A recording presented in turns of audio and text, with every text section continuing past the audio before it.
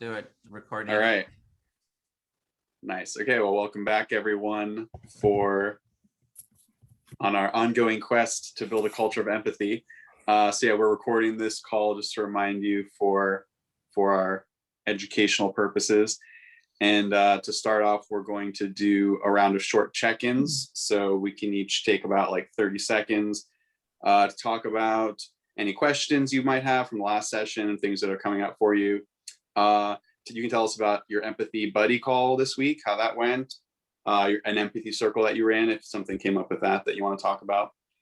And so yeah, with that, we can go ahead and get started. Maybe Elizabeth, would you like to start us off? Sure.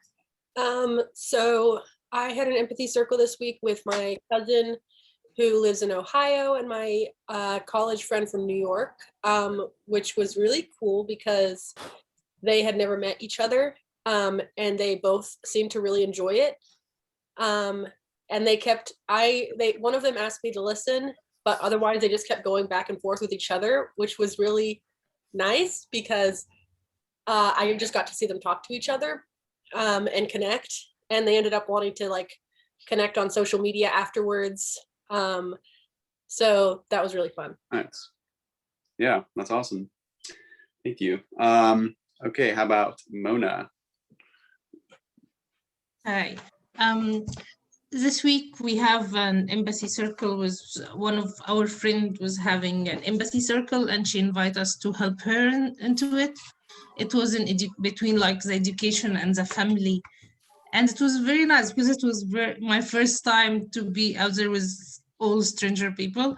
And at the end of the circle, there was first time to have join an empathy circle. And it's all their emotion at the end about how it's first time for them to listen. It's first time to them to connect. They feel safe. It's the same emotions that I had when I started the first one. And it's really have the meaning, like, yes, this is why we do that, for all the people to feel the same.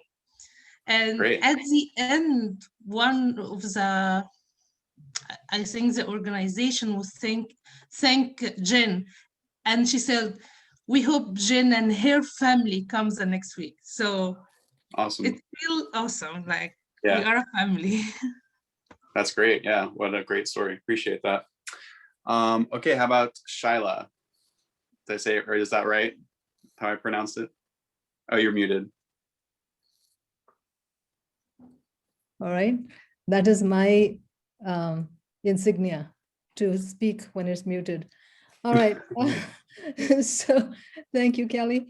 I was not part of any empathy circle, unfortunately, but I had a buddy call and I also had a conversation with a colleague.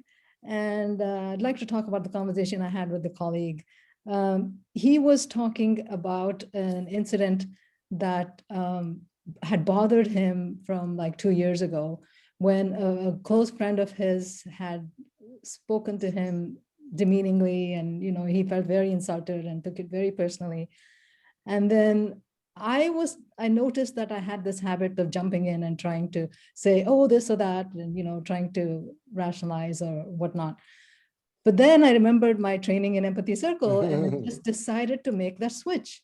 And I said, thank you, Tim. I decided to make that switch and I said, oh, I just decided to be with him. And I said, okay, this is how you felt. You were shocked and you were insulted. This was an old friend of yours you've known for a long time. And he felt so totally heard. And by the end of the conversation, he already had the answer that I was going to supposedly give him. So he knew, he had already processed all of that. The only part he hadn't processed was his emotions that had bottled up inside of him for 2 years. And it was so simple. Yeah. Tim, you're being very encouraging. So anyway, so it was so simple to just be with them and listen to them because they only want to be heard. And I remember that reading about Marshall Rosenberg. Sorry, if I could, sorry to stop you, but I want to keep us on time because we have a lot of, Sorry. I appreciate it, Carrie. No, that's okay. Yeah, thank you. Yeah, yeah, thank you. That was a really great, sounds like a really great experience you had. And yeah, awesome. So yeah, let's have Wayne go next. Okay. Firstly, I've carried on doing the empathy circles within the school that I've been working with, and it's been really interesting how the students now have the mechanics of it, and we have a wee feedback session at the end of the empathy circle on what the students have learned, and the number of things that they're learning from the empathy circle about sort of listening better or being more confident. There's just a whole range of skills. So that is going very well in the school, and that's right from year 8 right down to year 1 and 2 students. And I also had a buddy call with Lala, and that was fantastic. Just the buddy calls I'm really enjoying, just learning about other people's works and where empathy circles fit into what they're doing. Wow, sounds like a good week. Thank you. So I'm sorry, I might say your name wrong. Magali? It's Magali, yeah. Magali, okay, yeah. Thank you. This week's empathy, it wasn't empathy, it was like an empathy buddy call. It was just between my sister and I feel like, I don't know, I've been doing it with her for 2 weeks now, and then like one thing I found interesting is that it's much harder to do these with the family member. And I think it's just because like the first thing you want to do is just like give like advice, so because you don't want your own family member dealing with whatever they're dealing with. So, and I could definitely see this being into like an empathy circle in my family. So yeah, thank you. Yeah, that's good, a great thing to think about for sure. Dominic. Yeah, hey everyone. I'll make it quick. I had a nice buddy chat with Joni, and in terms of my empathy circle, I made a mistake that I learned from this week where I scheduled a meeting for 8 p.m., had 4 friends wanting to show up. I had to push it back to 9 p.m. because I was working on a job application and only one person could show up after. And I realized like, if I'm leading something, I need to stick to, if I don't have my stuff together, no one else will want to get their stuff together for me, as the leader. So I kind of learned about that this week. Great, yeah. Daniel. Yeah, hey everyone. I share my buddy call. It was really well. I enjoy, every time we do the buddy call, and I learned so much from it. And I feel really grateful for my buddy to being so patient and listening to everything that I had to say, and trying to reflect back what they were saying. One of the things I learned also is like, so I'm in the PST time, and she was in the Eastern Standard Time, and so there was a miscommunication with the time, and so that's something that I'm moving forward, I'll try to learn from. Excellent. Okay, Joni. Yeah, I had a good buddy call with Dominic. Something I thought was interesting is I noticed how much harder it was for me to pay attention. Like we met like at the end of the workday, whereas like these Saturday mornings or like meeting on weekends, I just feel more rested and relaxed, and so it's easier for me to listen. And it was just interesting to notice how that time makes a huge difference in just my ability to focus and really be an active listener. Yeah, and then I've been trying to promote and like recruit friends to participate in the circle, and I was trying to find more than one to do a circle, but I just found one so far. So I think we're just gonna do a buddy call, but I'd love to hear if anyone has advice. I don't know if I'm just making it sound too formal, or just if anyone has advice on how to kind of best promote and recruit others without making it seem like a burden that they're jumping into. Yeah, I think that's something we'll take note of, and definitely we can address that for you. So I appreciate you bringing it up, Joni. Thank you. Gloria. hello. I had a buddy call with Elizabeth, and I very much enjoyed it.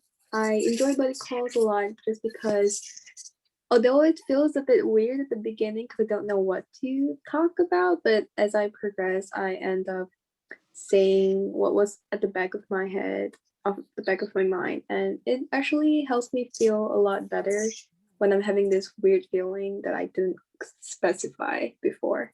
So yeah, it was a good experience. Nice. Happy to hear that. It's Elisa or Elisa? I'm sorry. I forget. Are you speaking with Yes. Yes. It's pronounced Elisa. Elisa. Okay. Thank you. How was your week? My week was okay. So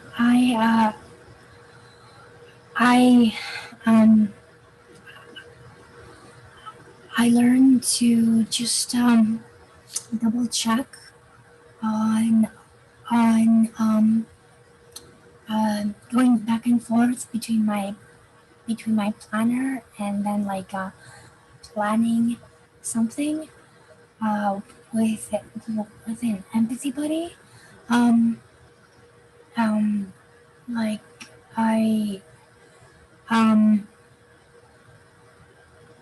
I feel like I had to get better in that, and like learning where I could actually fit it in, and also I also learned while doing the empathy call during it when we were doing the format. I at times I go in and out from listening, like listening and relaxing, to like listening and focusing on like reflection. Yeah. And I noticed that like when I concentrate too much, my responses either they are not natural, or I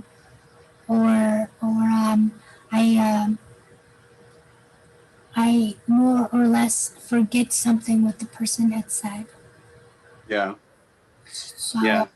Sorry to cut you off. I appreciate what you're sharing. That sounds, I think I can relate to those kinds of experiences, but I want to preserve our schedule here. So we're going to go ahead and move on if you don't mind. Okay. Thank you. Lala?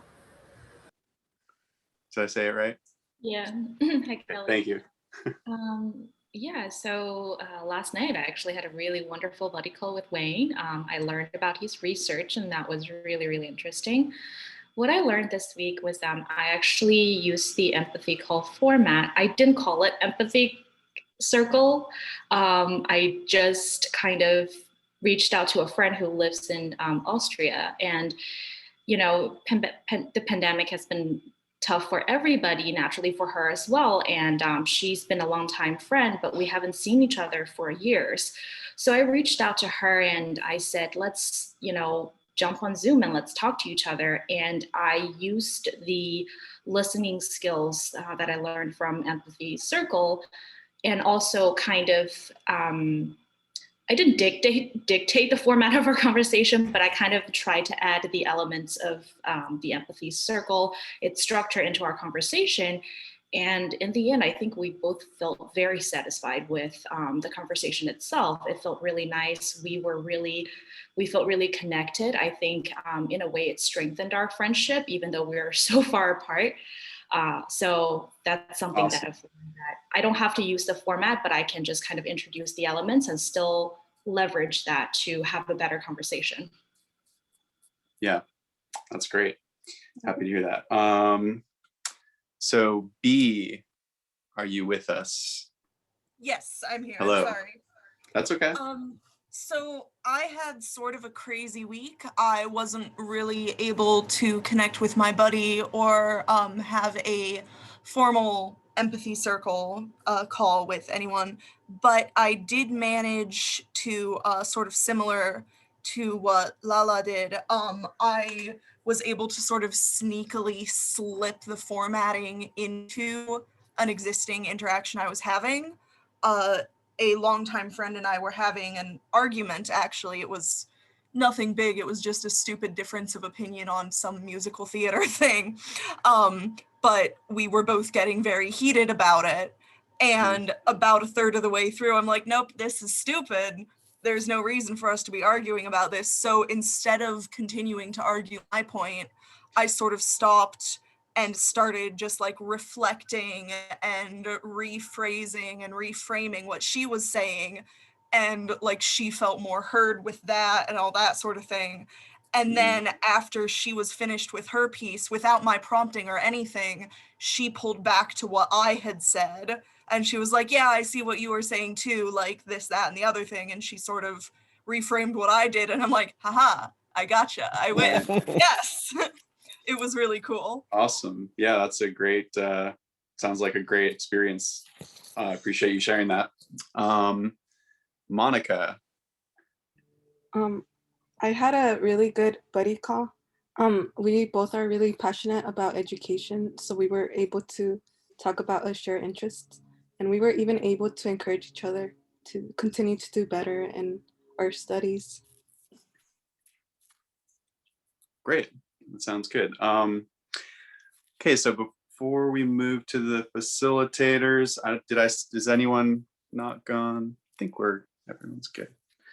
All right, so Lou, why don't you check in with us here? Yeah, thanks, Kelly. Hi, everybody. It's so good to see everyone. I'm so grateful for you all being here today. And I'm also just really grateful for the sharing this morning, hearing everybody about the things that you did and your reflections on them and what you learned from them is so rich. So I'm just so grateful for the sharing this morning. Thanks. Great, awesome. Timothy. Yes, I agree with that. I just want to listen to you all tell more stories. These are moments of success. I feel like dancing over here. My hands have been flying off. I've been putting hearts and thumbs up and come on, this is, do you hear yourselves? I'm really celebrating. And it's really the impact, right, of the shift I make in myself to listen in the moment of a difficult just to seeing the effects of that. That's exciting.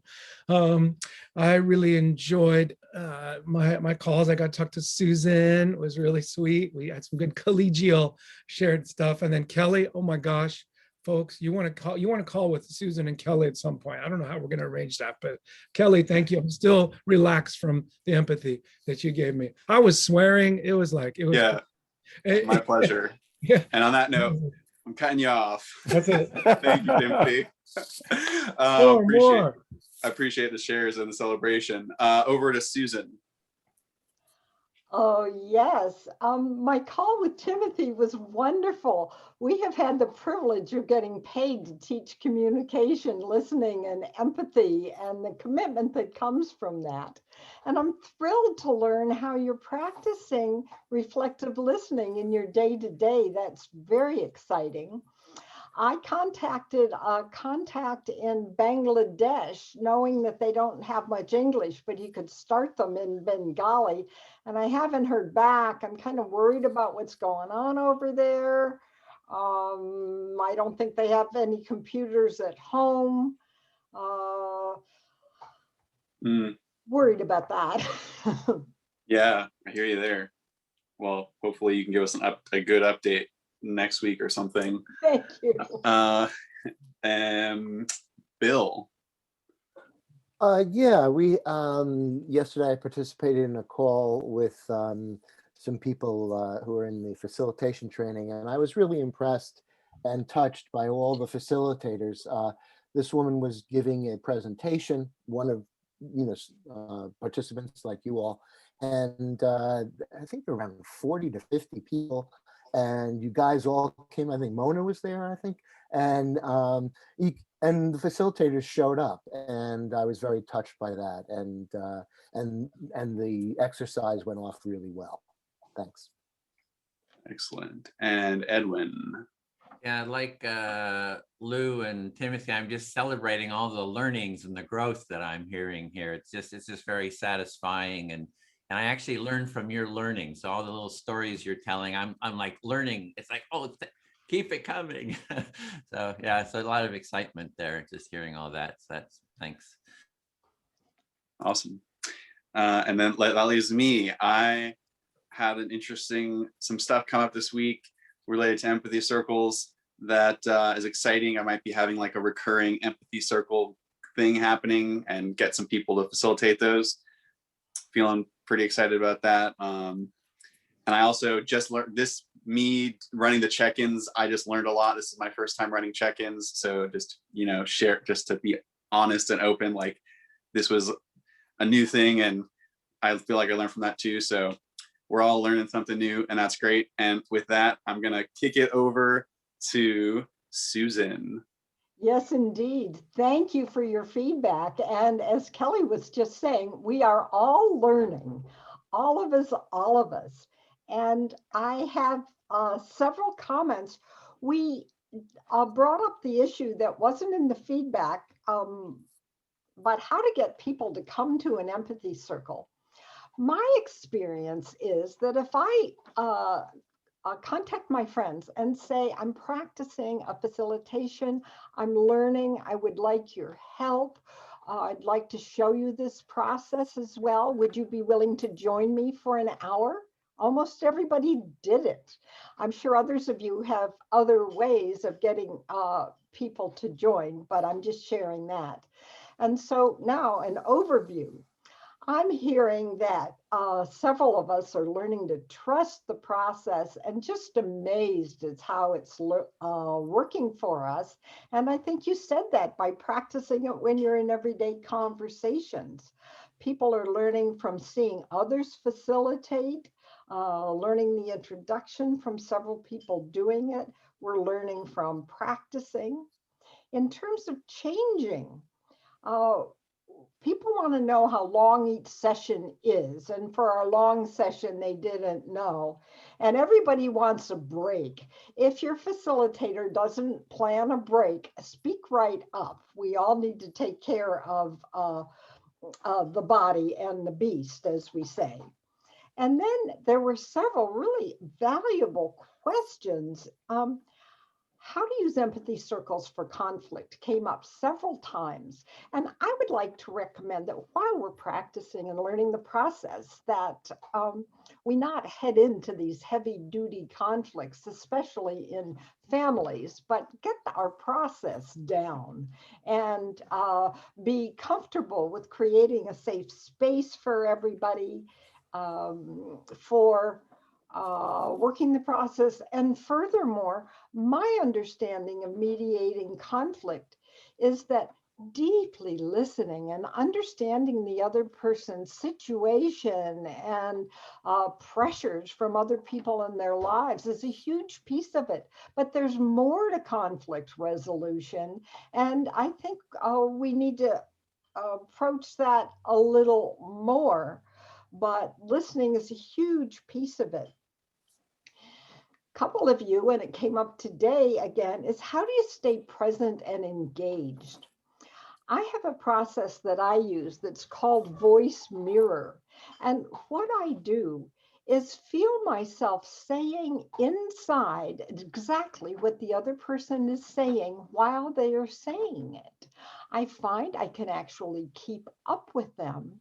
And their voice inside my head shuts down my inner self-talk, which is what I think takes us off track and distracts us. And I am finding it very useful. I get their pace, I get their emotion when I voice mirror.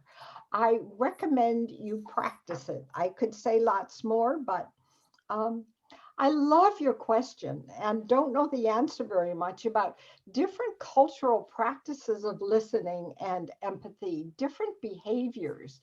And I am so impressed with how Edwin takes on these issues and assigns them to people. And Edwin, let's go for this one. I think it's complex. I know some things about cultures, but don't have enough to say.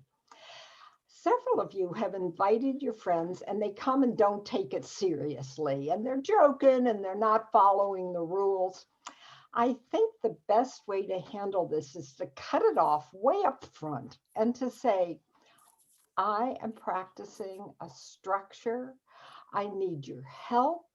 This is a facilitation with specific roles at specific times.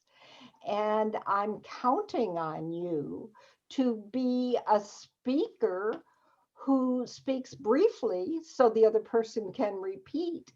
And if you're a listener, to repeat back the essence of what the person says. And if you're a silent listener, we need you to be quiet and accept the process. You will have a turn to be a speaker and a listener. And if there's something you really need to talk about, yeah, sure, use it during your speaker time. Concern about people getting too aggressive. Well, I'm one too who gets quite shaken up when people get angry or blaming. And I think we need to calm ourselves to know that this person is likely filled with emotion, probably making it difficult for them to communicate skillfully, to have their normally available resources to listen and be logical, unavailable at the moment, to empathize both their feeling and their content. And I find that people settle down when I can name their feeling.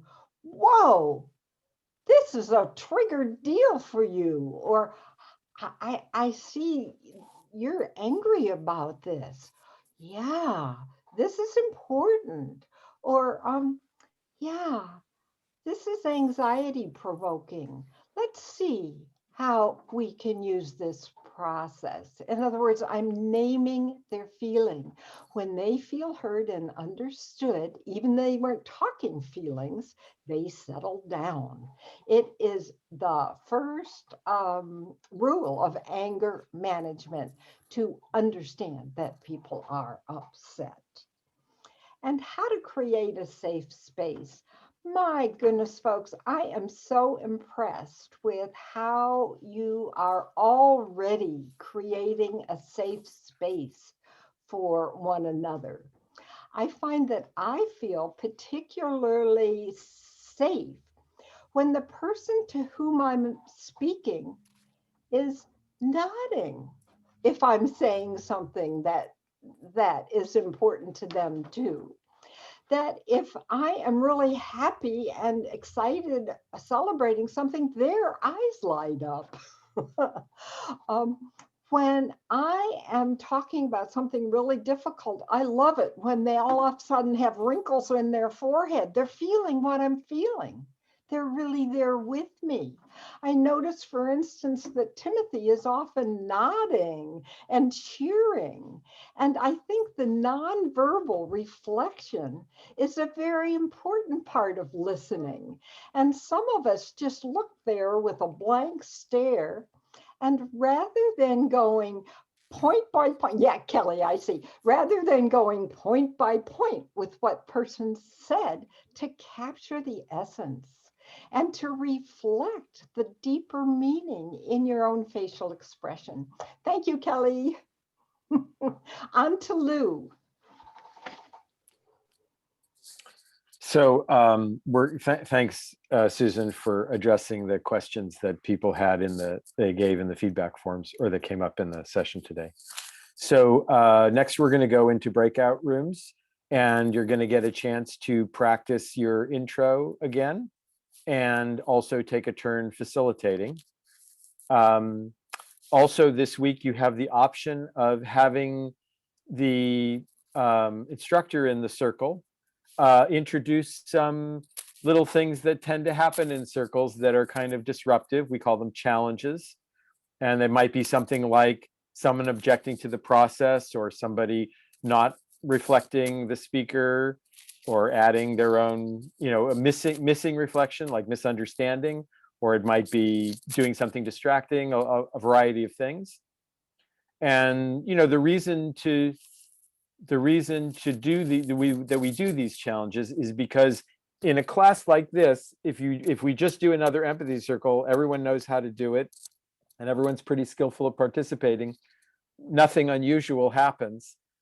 But when you go out in the wild and you conduct empathy circles, things happen. People show up at a circle and they're not so good at reflecting, or they forget that their role is to just reflect back, or they don't pause, or there's all kinds of things that happen. And so to give you a chance to experience some of those things and see how you respond to them and reflect on that and get some coaching about how to respond, that's the purpose of introducing the challenges. Having said that, it's only meaningful if you feel ready for it. And so if you don't feel ready, that's fine.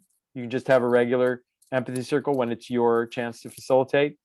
If you would like to have a little bit of challenge, you can tell the facilitator, the instructor in the circle, I'd like a little bit, I'd like a medium, I'd like something difficult.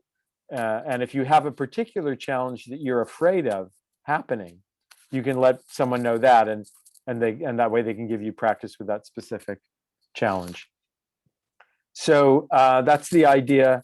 The time will be split up amongst the participants for doing empathy circle, facilitating a circle yourselves.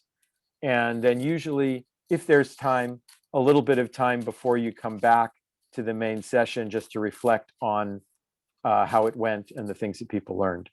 So any questions about that before we go into circle, before we go into the breakouts? All right, great. See you on the other side. I'll just mention it, for the mini empathy circle, you as a facilitator, you can set the topic, and usually do the time limit of 3 minutes, just because it's shorter. But then each circle, the trainer, each breakout room, the trainer may do it a little bit differently. So we're actually going to have 5 groups, just because of the number of people. Bill, you'll have 3 in your group. Lou, you'll have 3 in yours. Timothy, you'll have 3 in yours. Kelly, you'll be facilitating, holding one. There'll be 2 people in your group, so you can have more time for each participant. And the same for you, Susan. There'll be 2, and I'll be joining you in your group, Susan. So here we go, and I'll send out 10 minutes before we have about an hour and a half, a few minutes less. And I'll send out a notice 10 minutes beforehand that we'll be closing. So so it's an hour, about an hour and a half, 85 minutes. Okay, here we go. See you there.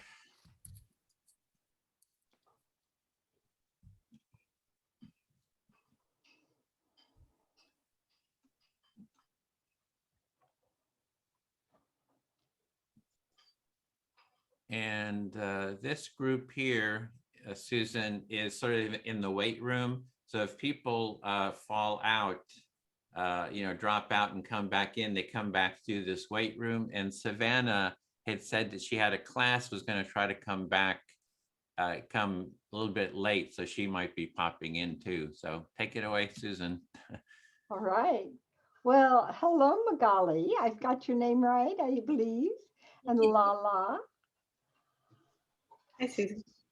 So how lovely to have the chance to practice. I'd like to check in with each of you, please. Would you like a challenge today? And what kind of challenge would you like? And I'm going to do my best to provide that in a way that allows you to practice. How about you, Magali? I'm not sure. we'll have another opportunity next week if you'd like to practice your introduction and running your empathy circle today with us. Is that the best for you? Lovely. Okay. And how about for you, Lala? How can we best support you? So since this is a very safe space, I would actually like to just try. I think trial and error is the best way for me to learn. I don't think I can do it, but I'm going to try my best to remember everything that a facilitator needs to do. And if I miss anything, I feel very safe that you would provide me the support without hurting my feelings. So I would love to have that. And in terms of challenges, Susan, would you mind just throwing some challenges at me so I can gauge, what type of challenges are too much for me to understand and learn at the moment, and what kind of challenges that I feel like I could take on and start building from learning from those challenges, and maybe hopefully scale to larger challenges as a facilitator. So you are open to my using a couple different kinds of challenges, and you might not even anticipate them, and we'll see how it goes. Is that what I'm hearing? Yes, I think the fun lies in the surprises. So, so I can make this a little bit more fun for myself as well. I won't be as stressed if I don't know what's coming. Yes. And with two of you, I would like to suggest that we have 4-minute sessions, because it's so lovely when people have an opportunity as speaker to go a little deeper. They get more interesting and share from a deeper place. So who would like to go first to have a 20-minute? Ooh. Is that working for you to have a 20-minute circle where you are the speaker and the listener? Edwin, does that sound about to you? 20 minutes for each circle? It could actually be a bit longer, because 20 minutes is usually for 3 participants. So you could go even a bit longer if you're wanting to. Well, I saw them go when I said 20 minutes. So I'm going to start with 20 minutes, and then we'll see how the time is looking. And after those 20 minutes, or between some of them, we will take a break. And of course, we have 4 of us, so we can all be speakers and listeners. And who would like to be our first speaker? So Susan, before we get started, I actually got, I think I misinterpreted what you meant by 20 minutes. I actually thought that was the structure for what we're doing right now. I thought it was for Magali and I to practice being a facilitator. So when you said 20 minutes, I thought, oh, am I doing the 20-minute introduction of the circle of empathy values, introducing the format, all of that? So that is why I took a deep breath and looked really, really nervous. So can you just quickly explain what is the expectation of what we're going to be doing next? Just so I wasn't clear. So I'm picturing that each one of us will have 20 minutes, and during that time, we will introduce and explain empathy circles. Okay. And then we will facilitate the rotation between speaker and listener throughout the 20 minutes. And it's a time to practice our 4 minutes as well. So for instance, I find keeping track of the timer kind of distracting. So if you'll keep track of that.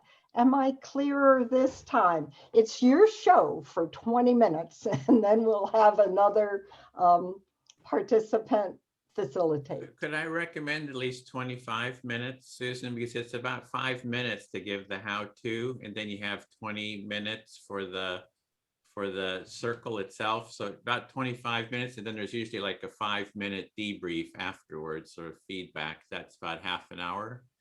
So you're kind of like leading. So if you want to start, Lala, you're just facilitating a mini empathy circle, just as if we're new people here, and you know, so you, and then Susan will give you some challenges along the way. So yeah.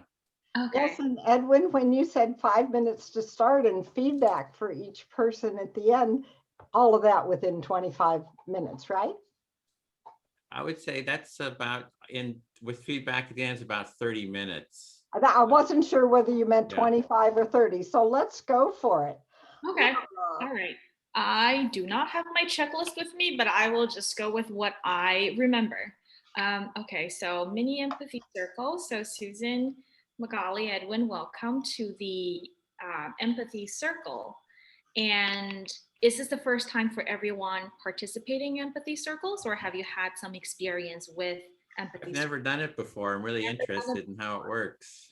That's wonderful. So I am going to explain how we can all participate, and hopefully by the end of the empathy circle, you will all learn what it is, but also you have acquired some skills to be able to practice empathy circle with people, your family, your friends, and your coworkers, to further understand, you know, how you can build empathic relationships and skills.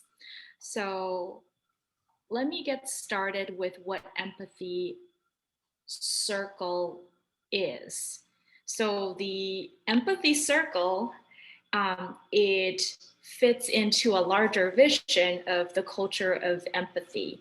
And it provides a structured dialogue format that helps us to deeply listen to each other, but also to fully express ourselves to our satisfaction. So it gives you an opportunity to really listen to others and provide that, you know, listening ear. At the same time, it gives you the opportunity to freely speak your ideas and thoughts.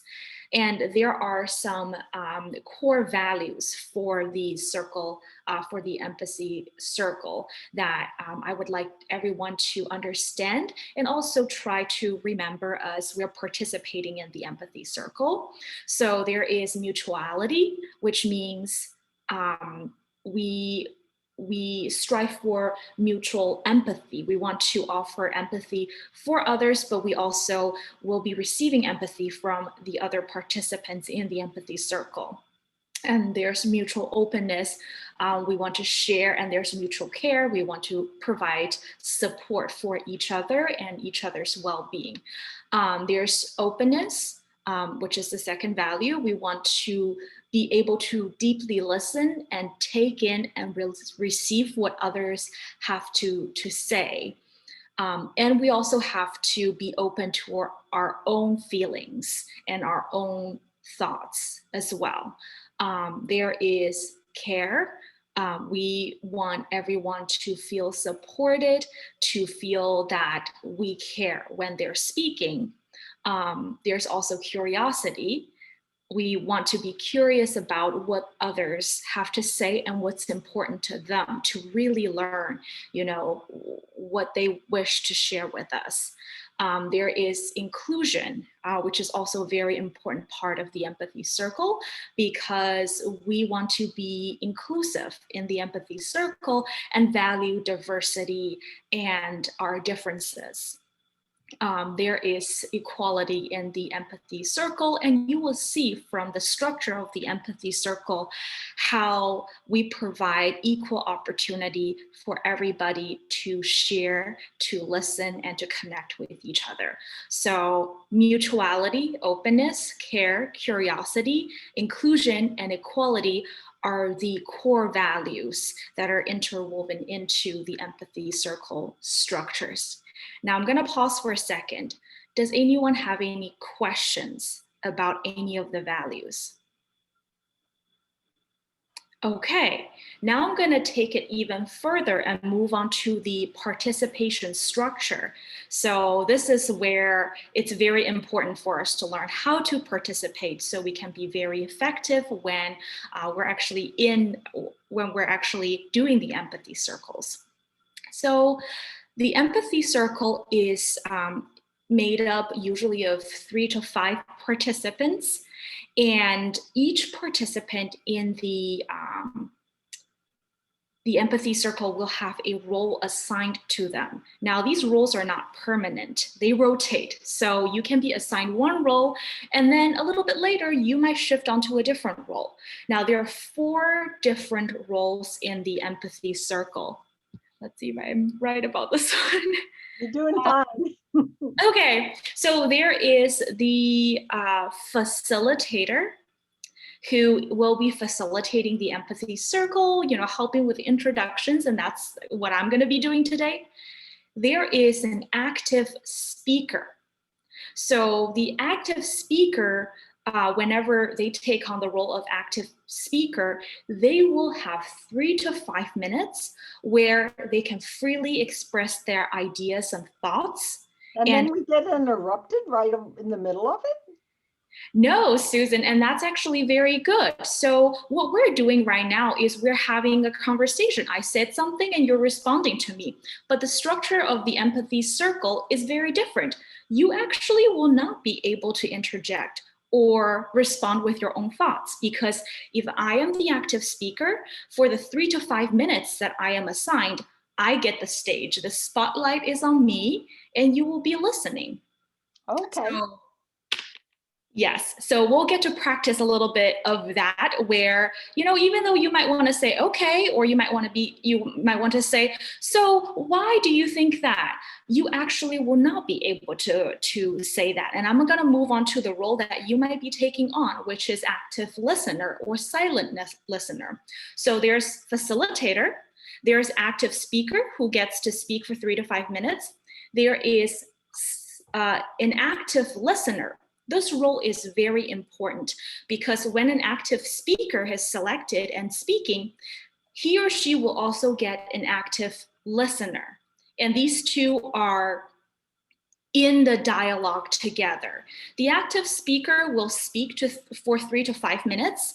The active listener will only listen and reflect. So the active listener has a job too. Not only is he or she listening, but they also are required to reflect back to the active speaker what they said. Using, their words, it could be paraphrasing, but trying your best when you're an active listener to paraphrase and reflect back what the active speaker is trying to express. So your job as an active listener would be trying to understand the active speaker.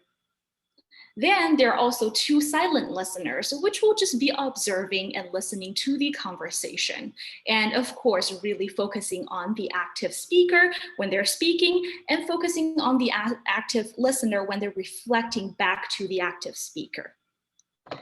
Now, when the active, am I going too long? You're doing great. You're doing great. I was giving you a thumbs up. Maybe that was distracting. Sorry. Okay. Yeah, so when the active speaker finishes speaking for 3 to 5 minutes, then the active listener becomes the active speaker, and the new active speaker, the old active listener, gets to pick who their active listener will be. So if I am the active listener for you, Susan, you finished talking, I reflected everything back to you. I will then say, well, Magali, would you like to be my listener? And then Magali is selected to be the active listener. So the roles rotate in that fashion. I want to add a few important notes about each of the roles, specifically about active speaker and active listener. For active speakers, when you're speaking, it's important to express 1 to 2 points at a time. Because when you finish a thought, when you express 1 to 2 ideas, you want to pause and give your active listener an opportunity to reflect what you said back to you. So you can hear if you're being understood, or perhaps there's a little bit of misunderstanding. If there is, you would clarify yourself even further, and the active listener will then reflect again back to you. If you feel understood, you can move on to the next topic. Now, the facilitator will be keeping a timer. When the 3-minute is up, for example, they will let you know. And as the active speaker, you will have to let the active listener know if you felt understood to your satisfaction. So you can say something like, I feel fully heard, to show that, wow, you really reflected everything I wanted to say back to me. For the active listener, when you reflect your understanding back to the active speaker, make sure that you're not asking your questions. You're not letting your thoughts take over what the speaker had expressed. You want to simply listen and reflect what they said back to them. Don't offer advice.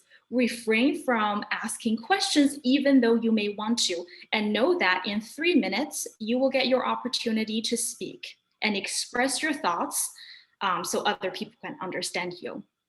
And for silent listeners, it's good to observe the interaction and pay equal attention to the active speaker and the active listener. And also, it's a good time to practice to not let your own thoughts, overtake your thinking, but to remain the focus on the active speaker and the active listener. So this empathy circle will go around for a few times. Everybody get 3 minutes to speak. And at the end of the empathy circle, I'd like to get feedback from everyone to see what you feel at that moment and what you think the structure, what do you think of the structure basically of the empathy circle? So does anyone have any questions about the roles, the participant rules? Okay, and so is everyone ready to get started? I'm ready. Okay, wonderful. So I would like everyone to spend 30 seconds or so introducing yourself and to, let us know who you are and why you're interested in empathy circles. Well, I'm Edwin, and I've just heard a lot about these empathy circles. I was just kind of like wondering what's it all about. I have a friend, they're very enthusiastic about it, and I thought, well, I'll come and check this out. So that's why I'm here. Thank you, Edwin. Thank you for sharing. What about you, Susan? Yeah, I have this disruptive teenager. My God, actually 2 of them, 15 and 18, and they say, Mother, would you just listen? And I think I'm a great mother, but maybe there's something for me to learn here. That's wonderful. I think there's not only a lot to learn, but it sounds like you also have a lot of valuable experiences to share with us today as well. So you get the opportunity to speak and fully express yourself, and we'll listen, but you will also be able to hear what others have to say. Magali, what about you? Yeah, so my name is Magali, and I find that the empathy circles kind of it's interesting because I always thought empathy and sympathy were kind of similar, or I don't know, I feel like there was just something slightly different, so I'm ready to learn more about it. And thank you, Magali. You raised a very good point about the difference between sympathy and empathy. And now, hopefully through the structure of empathy circles, we will focus on learning skills that will increase our empathic abilities, not just being sympathetic, but also how to be empathic and how to build communications and conversations around being an empathic person. All right, thank you everyone for sharing. Let's get started. So I need a volunteer to be the first active speaker. I am going to be the facilitator, as I mentioned earlier, and I will keep time. Each person will get 4 minutes. Susan, did you say 4 minutes earlier? Sorry, I'm breaking. 4 minutes is good, yeah, fine. Okay, so I have a timer on my phone right here. Let me just bring it up. And the active speaker, again, will get 4 minutes of uninterrupted time to fully express their thoughts and feelings and what they're thinking about. And the active listener will try to capture the essence of those words and reflect it back to the active speaker.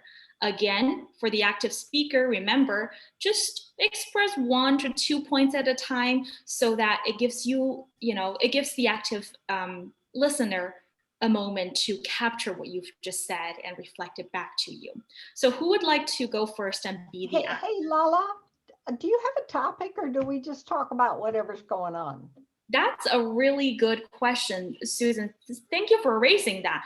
To get started, I think it'll be beneficial for us to have a topic. However, you can talk about whatever is important to you, whatever thoughts that really is on your mind that you're trying to express. And you know, the stage is yours. You can feel free to share whatever you want. But sometimes we found it helpful to start with a question to get your thoughts going. So if you don't really know what to share, I'm happy to provide a topic. But if you already have an idea or a thought that you really want us to hear, then feel free to share that as well. So before we get started, I would like to ask for a volunteer who wants to go first, who wants to be the active speaker for the first 4 minutes. Susan, and do you already have something that you would like to share with everyone? I do. Oh, wonderful. Okay, so I'm not going to give you a prompt.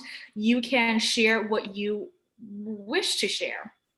And who would you like to be your active listener? I'd like to ask Magali, are you available to be my listener, please? Yes, I am. Okay, wonderful. So Edwin and I will be the silent listeners, and I will also be keeping track of the time. So let's get started. And Susan, again, 1 to 2 points so that Magali has some time to reflect, you know, an essential idea back to you. All right, so I'll get started. Timer started. Thank you. Oh, Magali, I have had an unusually difficult week. My cell phone failed and I was so disoriented with no phone. And then a geek from the Geek Squad screwed up my computer.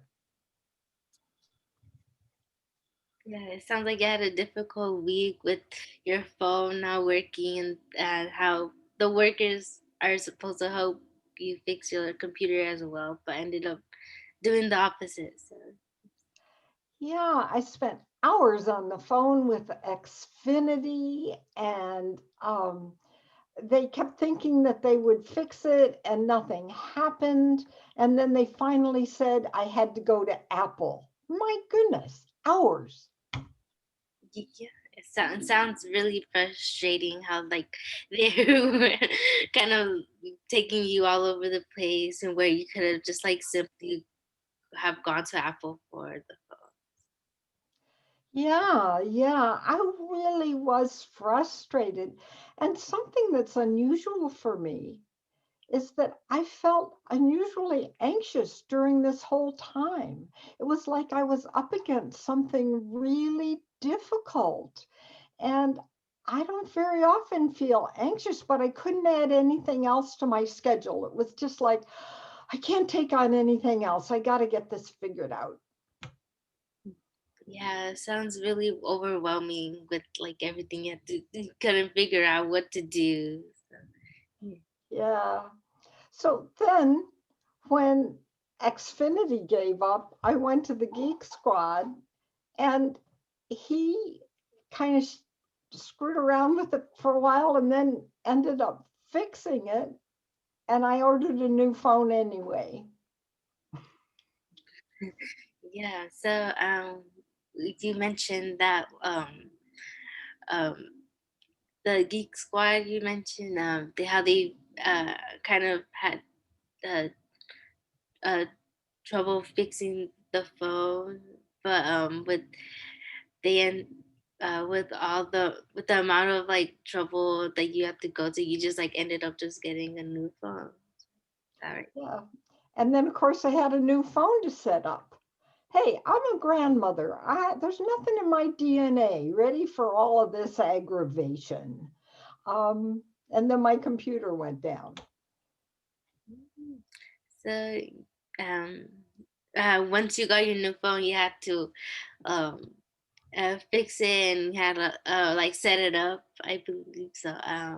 It was kind of another difficulty, and then another thing came along with the computer not working. So Thank you, Magali. I feel like you're right here with me, that you're understanding me. I appreciate it so much. I feel heard. That's wonderful. So Susan, it sounds like Magali really understood how you're feeling. Magali, who would you like to have as your active listener, as you are going to be the active speaker for the next 4 minutes? Yeah, so would you be the active listener? Of course, I would love to. All right, so I have my timer here and I'll get started. All right, I'm ready to listen.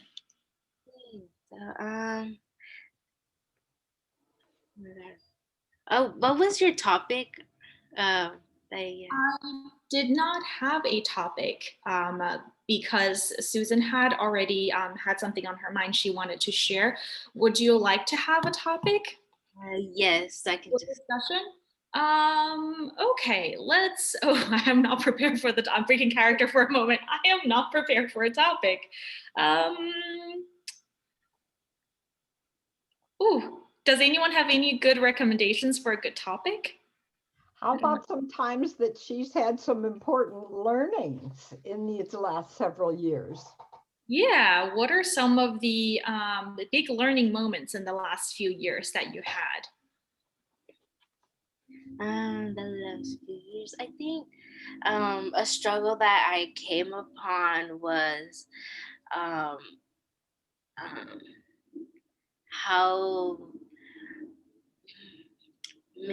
don't know how to like describe it, but like misfunction I am at home. I feel like I need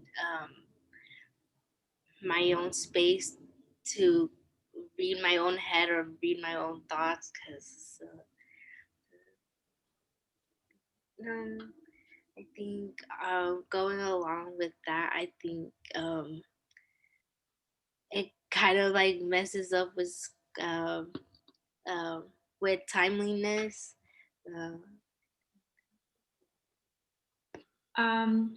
What I am hearing is that you're saying you need to have that personal space to be able to have the quietness in your head so you can have your thoughts gathered and you can process them quietly, undisrupted. But it sounds like there are some challenges in the physical environment at home that does not allow you to have that headspace. Yeah, exactly. Or did I interpret it correctly? Yeah, exactly what you mean. And going along with that, I think being home for days at a time, I think it could get like I feel like my thoughts can be very like suffocated in me, that it's like kind of like I don't know where to start. And this causes like me to I don't want to say the word procrastinate, because I feel like the word procrastinate sounds like intentional. But I think sometimes I have to put off some stuff that I also think is important. So it makes me feel I can't find the word for it, but I think it kind of makes me feel like unsuccessful. I feel like that's too harsh of a word. So what I am hearing is that it can be challenging to motivate yourself to do things or get started on things, and it makes you feel, I'm going to stop the timer, it makes you feel that you might be putting things off or procrastinating, and that leads to the feeling of perhaps not accomplishing what you think you need to. So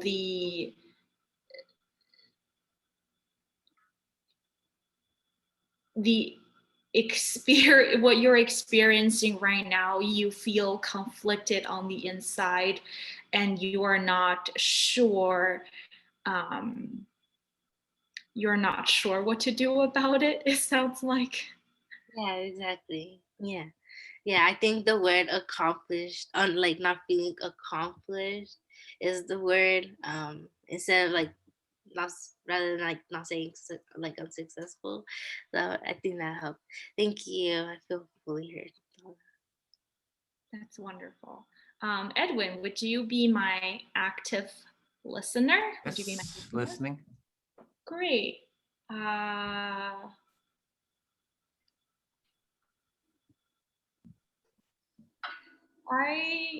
I should also say that I am experiencing something similar to what Magali had just mentioned. And I've always attributed that to burnout at work, and also emotional burnout in my personal life. So I'm hearing that you're experiencing something similar to Magali, and you've attributed it to burnout kind of in your personal life and in work. And so, yeah. Yeah. And this type of burnout, which it's assumption that I made, affected me in ways that it didn't a few years back. I feel less motivated. I always have a list of things that I know I need to accomplish, but I always try to push it off for as long as I can in my mind before getting started on them. So starting on tasks have become more and more difficult for me at times when I'm not feeling very good. They're doing some work out here. I hope it's not noisy, but yeah. So you're finding that with the feeling of burnout, that it's affecting you more and more. That you're it's harder to kind of do tasks and kind of get into it, and it's just over time it's been affecting you kind of differently, and it's been harder to kind of engage in tasks. Yes, engagement. That's a right word that I think I was looking for in my mind. I do feel disengaged from certain tasks that I know I need to do. And I think there are two different reasons. One is I don't see the purpose in it. Two, I don't feel empowered to accomplish them. So I feel disempowered in certain contexts, for example, at work, and also in terms of the purpose of doing things. I find it hard to align with my life goals and my values. So oftentimes I look at the list of tasks that I have to do and I ask myself, why do I need to do them? And why do I need to do them right now? Yeah, so this list of tasks, you see them, you're like wondering, well, why do I need to do them? Why do I need to do them right now? And I'm hearing there's like a sense of what's the meaning, what's the purpose of this, and how does this really affect my life task, and I just don't feel empowered to really do this. Yeah. Oh, have a time limit there. Is time already? Lala, I'm interrupting to give you some feedback and to provide it. And so I'd like feedback from Magali or Edwin first about Lala's facilitation. Could we start with Lala, just how her experience was? Thank you, Edwin. I appreciate your suggestion. Yes, Lala, how was it for you? I felt less nervous, even though, I was just focusing on getting remembering what I believe I have to say, and trying to get them out in a manner that fits within the format of an empathy circle.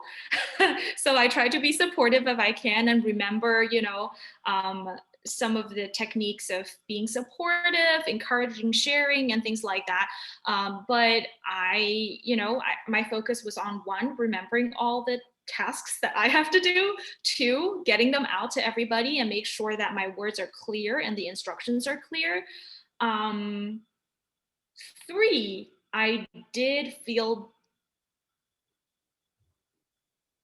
challenges when I forget my train of thoughts, or if I don't really know what I need to do next, or if Susan throws something at me, I might panic for a second. And that panic, even though I would go through, try to overcome the challenge, the panic doesn't subside. It actually comes back in the middle of me trying to facilitate the empathy circle. So it's kind of like a reoccurring reminder of, oh, something might go wrong now. And that affects, my train of thought, I think, trying to facilitate it. And just not being very familiar with the material, what the facilitator material. So I definitely need to better prepare myself next time. Having a checklist would be helpful. Reviewing the questions and the format beforehand would be helpful. But I'm also proud of myself for just kind of jumping in there and doing it. So. Right, you want to be clear and complete, and it's challenging when you get challenged. I hear you. And how about feedback from Magali or Edwin, please? Do you want to go first, Magali? You could. Okay, well then, so I found it very clear and articulate and enthusiastic. So that kind of I felt moved along with your enthusiasm and your sort of clarity, so engaged. In terms of, it seemed like it was quite a bit. I mean, it could have been a bit, shorter, more sort of to the point, because you went into the values. And usually we don't talk about the values because that turns into a little bit of a lecture. It's like, try to bring things like that into the circle itself, like when the circle starts, because you want to be kind of doing more of the circle versus kind of talking about the circle. And so usually we don't, there is that how-to list, which is sort of like a checklist, which is this one here.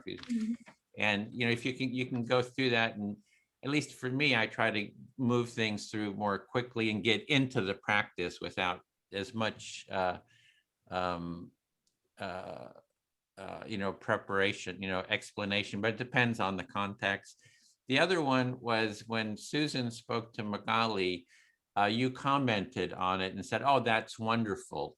So I would not, because then you're sort of taking facilitator power and kind of making it about you. You just want them to be, just keep the flow going. And then when it's your turn, you can say, oh, I thought it was so wonderful when it's your turn to speak. So you're kind of staying within the empathy circle process as much as possible. So, but otherwise, I just love the clarity and the enthusiasm and how articulate you are. I mean, it's just really very inspiring to me. I love it.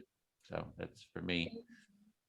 I thank you so much for the point on don't comment on the speaker listener sort of interaction. I think that's something I need to remember when I'm not in the role of an active listener, that the active listening switch is still on. Yeah, and one more point I just forgot. We're not using active speaker because there's only one speaker. So if there was like 10 speakers, we could say, oh, there's the active speaker, but there's just the speaker, the active listener, the one that's listening, and then the silent listener. So just as a naming convention. Speaker and active listener and silent listeners. Thank you. One thing I would say is like when you were explaining like the way the empathy circle rolls and like how it's like facilitated, I thought you like explained it really well. Oh, thank you.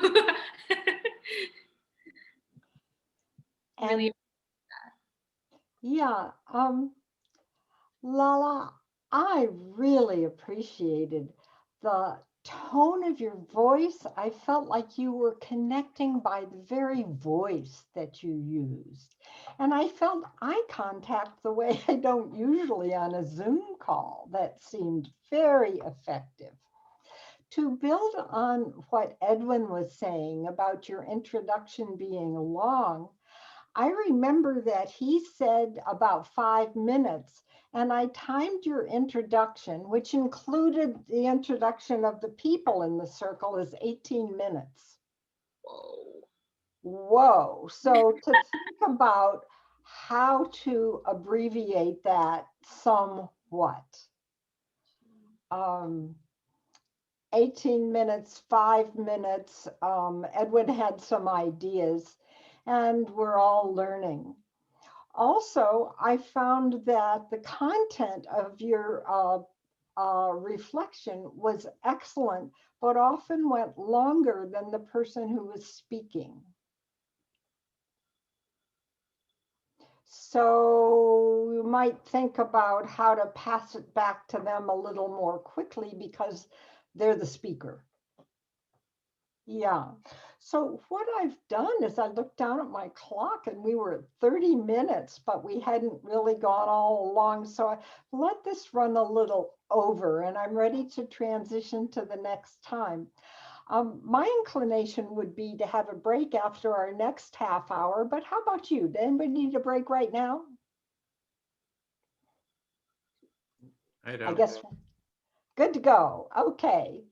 Magali, would you please be our facilitator?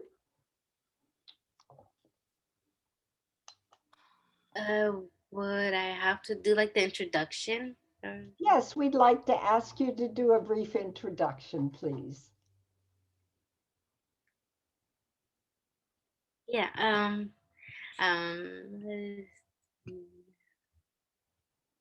Right, I'm gonna start. So, oh my god, I feel like I cannot be Lala's introduction. Oh my god, it's so good. Okay, so, I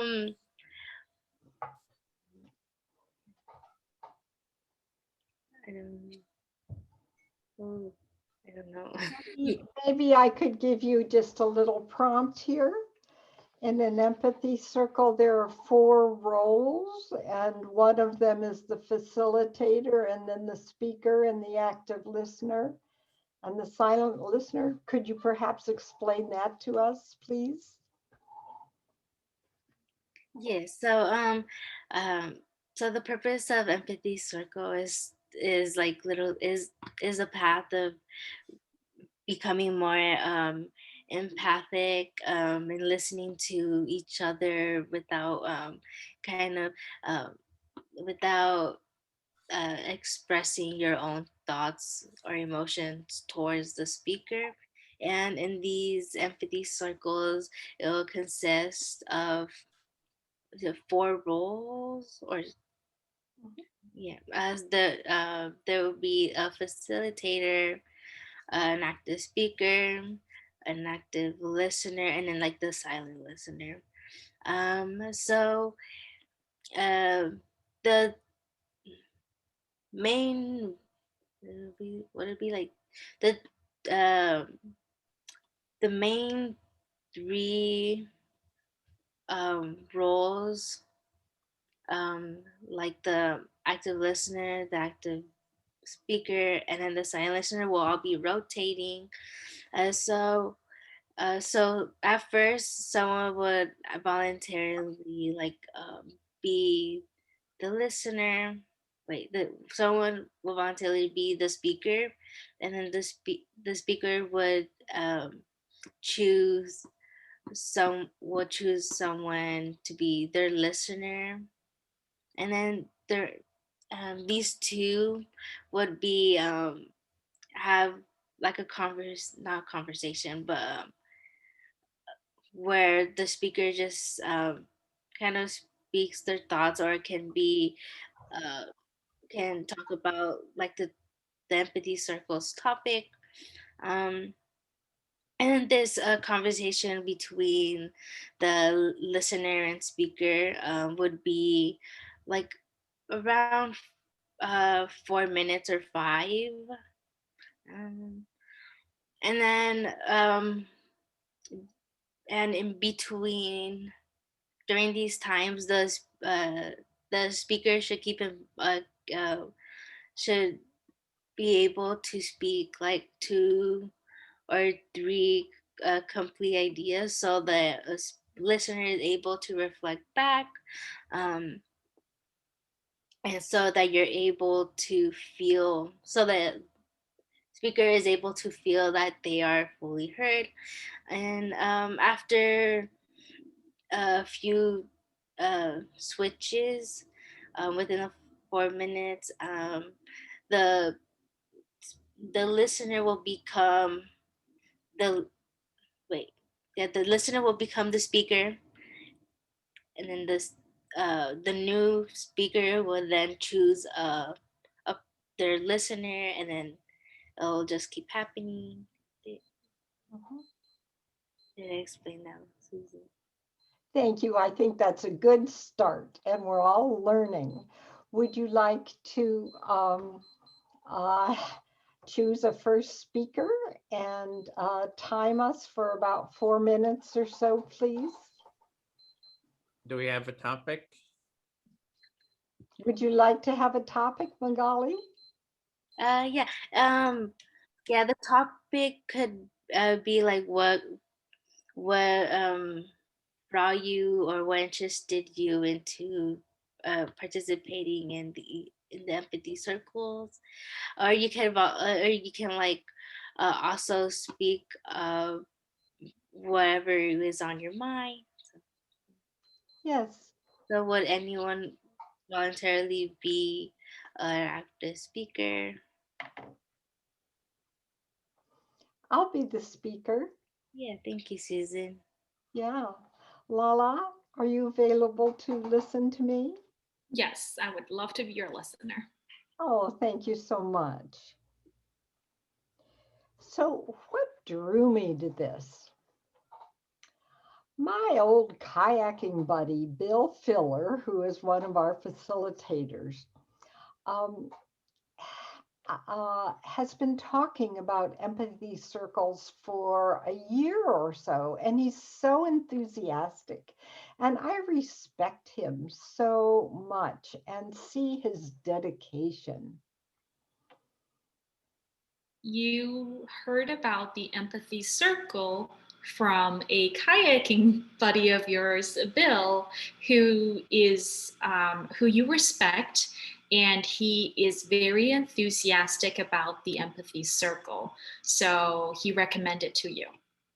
The second thing is, when I came to an empathy circle, I was blown away by Edwin's ability to have people from all over the world and to talk about a worldwide culture of empathy.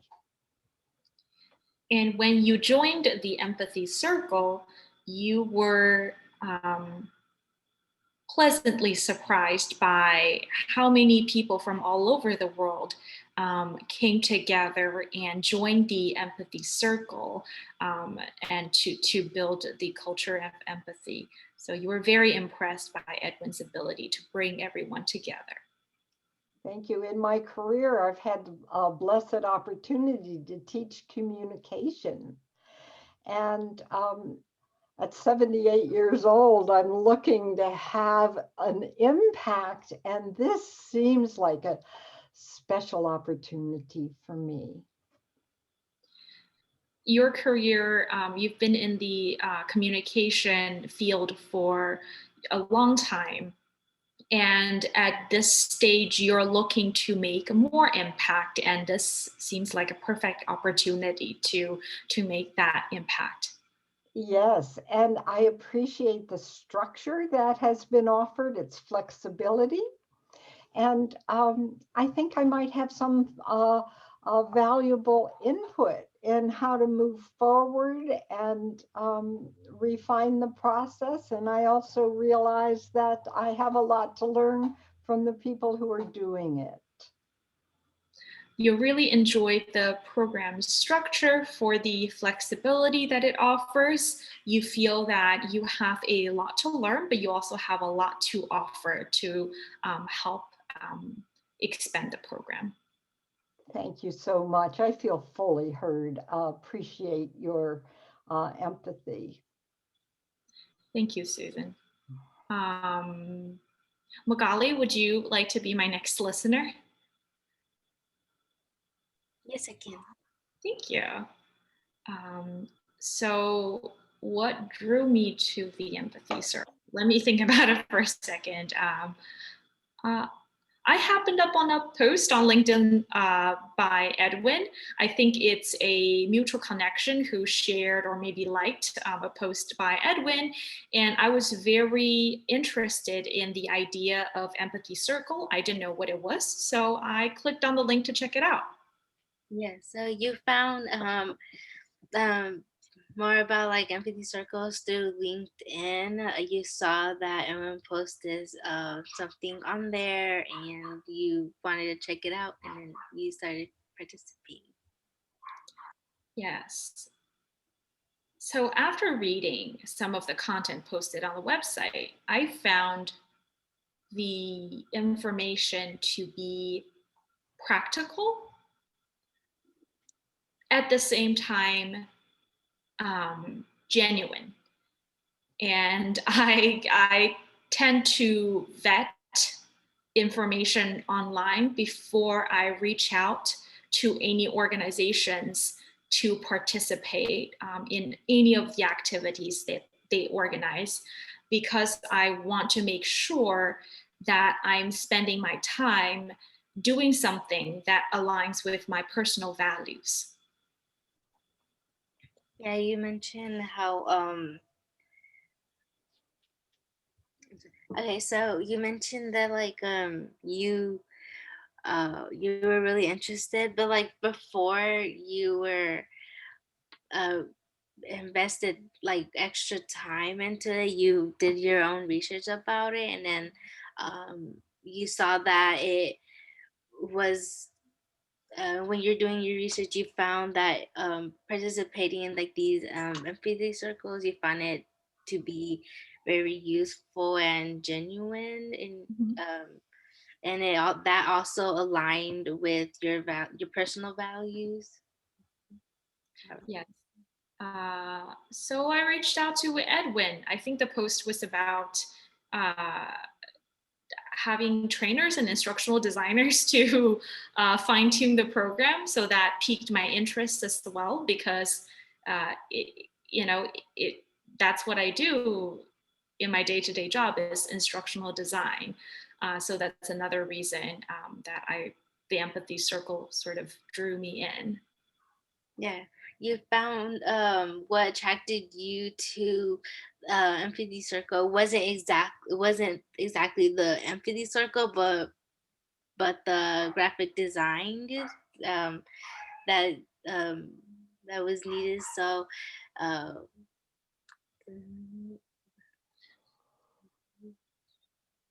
yeah, it was the instructional design. So redesigning the learning experience within this program structure. So I thought similar to Susan, I thought I had something to offer, but in turn, I gained a lot more from participating in the Empathy Circle. Yeah, so you found it really what really engaged you was the changing and like the structure of the empathy circle, and this opportunity like allowed you to learn more than you were able to provide. So yeah, I feel fully heard. Thank you. Welcome, Savannah. I understand that if you leave a group, you get popped back in with us, and we Oh, welcome you. Savannah couldn't come earlier. She had some other class, so she said she was be coming late, and I said that was okay. So she's actually joining this group, kind of. So Thank you. We welcome you, and it's just transition time. We have a new speaker, Magali. Yeah. So I forgot my role. Okay, I'm the activist. No, I'm the speaker. Oh my gosh. Okay. Fine. Susan, would you like to be my listener? I would, Actually, Magali. I feel like I feel like I chose you. I don't know. I'm not sure. Evan, would you like to be my? yep, I'm glad to listen. Yes. Thank you. Please do. As I'll continue with my topic. So well I found out about empathy circles through pandemic professors, and like one thing that attracted me to it was like how the how important it is for students during these times to be heard, especially when they're being stuck at home or can't really, they're not really free range as much. So Yes, I'm hearing that you heard about the empathy circles from the pandemic professors, and I think I'm getting that you see the value of it, the importance of it for people just feel, especially students, feeling heard because they maybe can't get out now because of the pandemic. yeah, so and this also aligned with my my interest in teaching. I think it's important for for teachers to hear their students. I feel like sometimes teachers become really like I feel like they're I feel like teachers forget their role is to take back what their students want in their own classroom, or how, and it's, I don't know if I'm wording that right. Well, maybe I can reflect what I'm hearing so far, which is that you want to be a teacher and you just see that it's really important for teachers to be able to listen to their students to hear what their needs are. Mhm. Yeah, so and then going along with that, I think uh uh I think having like this skill of being more empathic to students in the classroom allows um for like a student driven classroom, rather than like the teacher like is the teacher is only the one to provide. um so Yeah, so you would like to have the students be more involved in the class, in the direction of the class, not just the teacher. I think that's what I'm hearing, that you would like to have the students be more involved in the direction of the class. yes, that's exactly it. And also I think um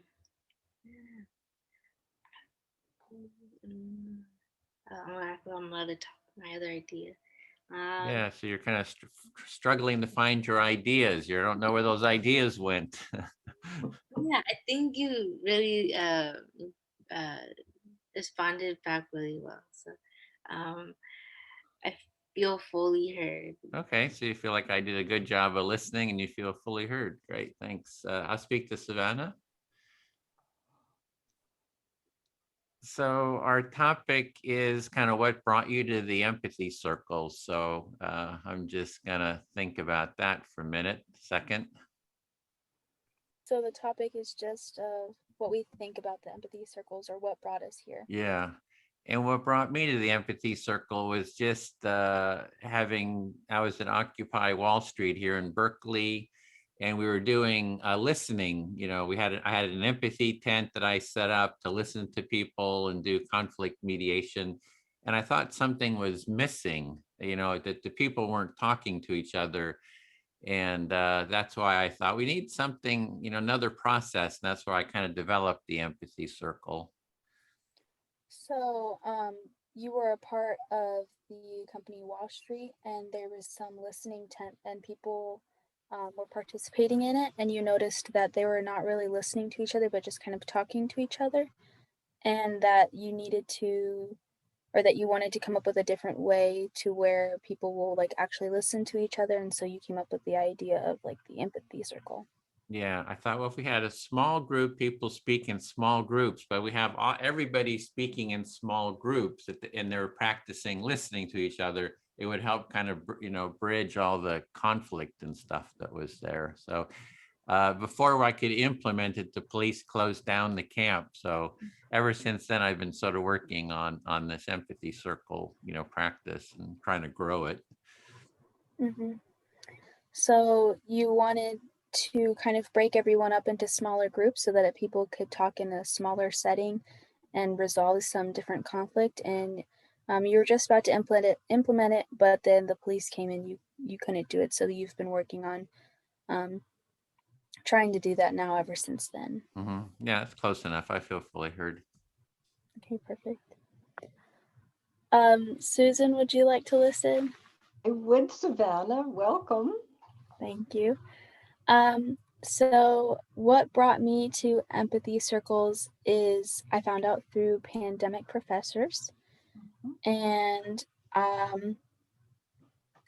because I had a class that I was taking at Arizona State that required to have an internship, and pandemic professors was the first organization to reach out to me. So there you were, Arizona State, and had to do some internship, and pandemic professors contacted you first. Yes. I was a little late in the game to get paired up with a student to tutor, and so I've been kind of behind on my hours, and they sent out an email for different opportunities to get more hours, and this is how I found out about the Empathy Circles. Yeah, so getting hours for internship is part of the challenge, and the Empathy Circle provided you with an opportunity for more hours. Yes. So I signed up for the training, and I've actually really enjoyed it, learning how to listen well and be able to speak what's on my mind that I don't always have the opportunity to talk about. Yeah, so both speaking and listening have been important learnings for you. Yes. I'm also just excited that I have learned this skill so that I can implement it into a classroom setting, because I do want to be a teacher. And so this has also helped in that way too. Lovely. So as teaching, you can bring this skill of empathy and know that that's an important part of the kind of teacher you want to be. Mm-hmm. Exactly. Thank you. I feel fully heard. Yes. Edwin, would you please be my... Shall we do the debrief for Magali? I mean, we might be able to get Savannah in for just doing the how-to if we have enough.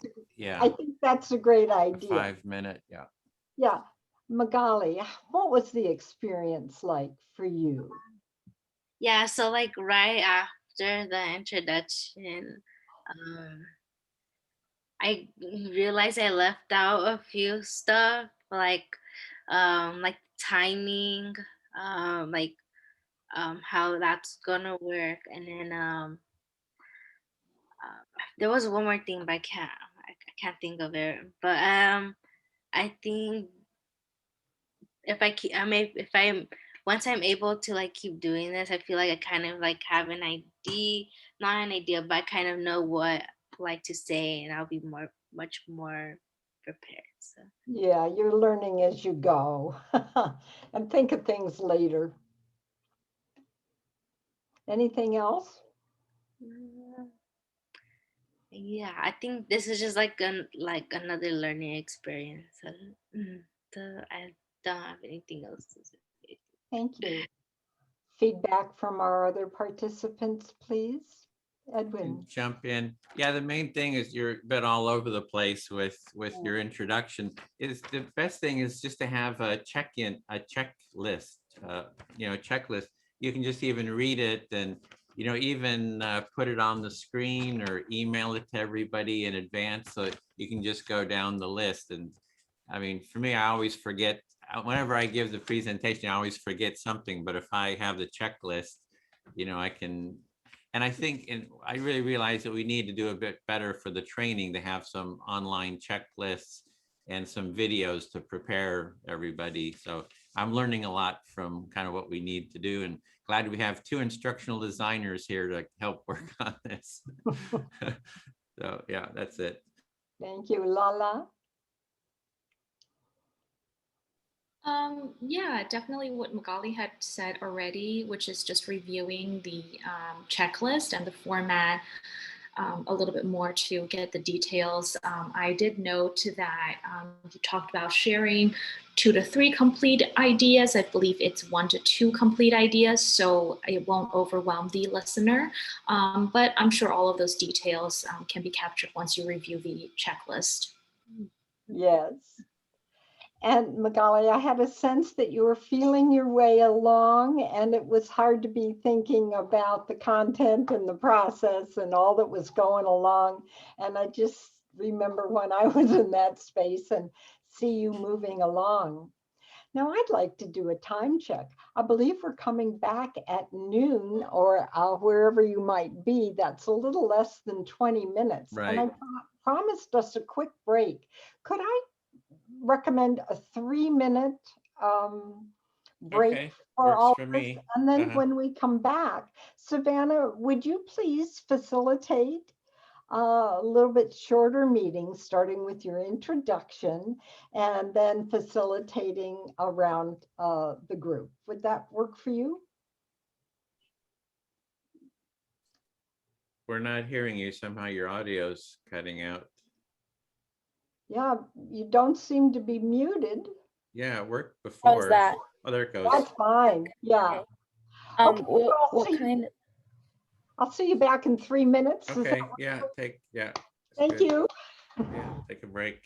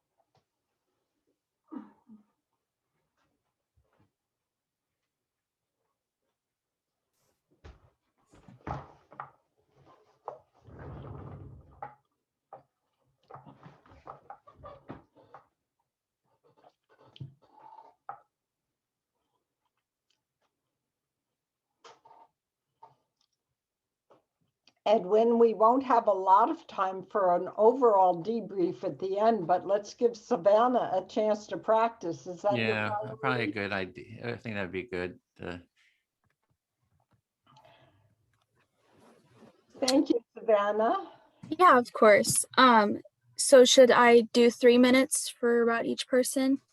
That would be fine, and we'd like to ask you to start with your introduction to the empathy circles, please. Okay, perfect.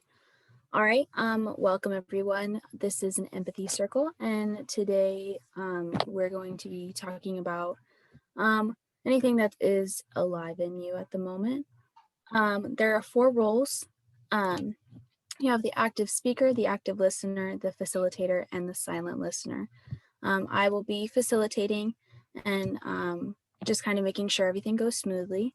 So to start, we're going to have an active speaker. This speaker is going to talk for about 3 minutes about 1 or 2 ideas that they want to discuss.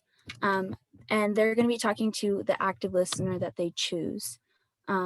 While the active speaker is talking, they'll take a break periodically just to give the active listener the opportunity to repeat back what they said. Once the time is up, or if you feel fully heard, you can say so, and the active listener then becomes the active speaker, and the cycle just continues. Who would like to begin?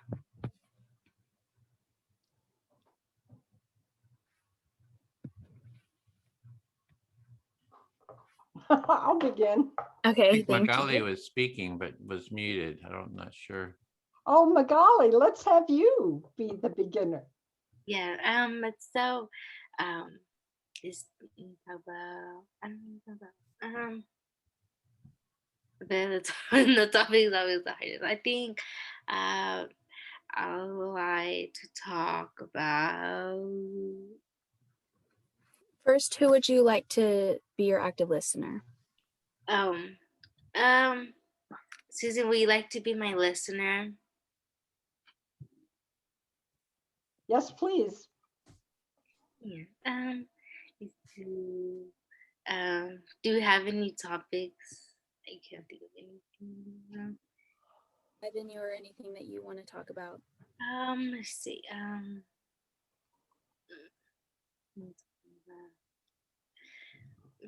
Okay, I have something to talk about. So this week, I tutor 3 students every week, and it can get like kind of exciting, but like I kind of run into like some troubles, and most of my students are from California, so I know